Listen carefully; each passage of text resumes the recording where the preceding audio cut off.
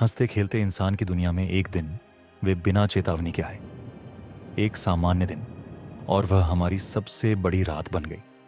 जो हमने एक तारा समझा था वही हमारे अंत की शुरुआत बन गया।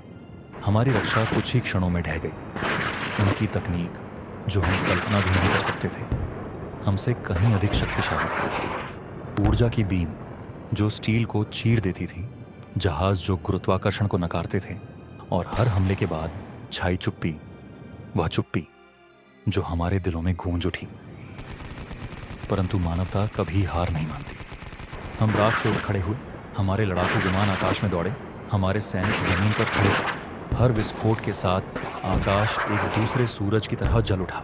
हर जहाज को नष्ट करने के बाद हम वादा करते थे कि हम उनके एक और जहाज को गिरा देंगे। आकाश एक युद्ध भूमि बन गई, आग और विनाश की एक तस्वीर। उनके जहाज विशाल और डरावने थे, उनके हमले सटीक और तेज। हमारे जहाज हल्के और लचीले थे, मानवता की सारी सूझबूझ का परिचय देते हुए।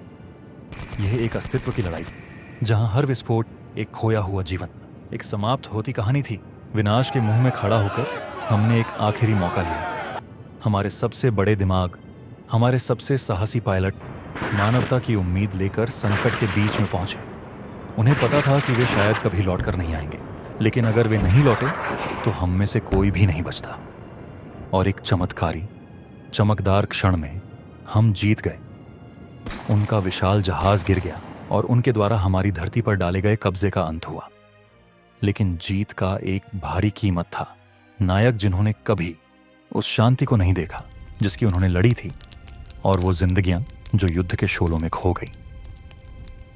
हमने जीत हासिल की, लेकिन इस युद्ध के निशान कभी मिटेंगे नहीं। मानवता ने अपनी ताकत और जीवित रहने की इच्छा को साबित किया, लेकिन सवाल अब भी कायम है।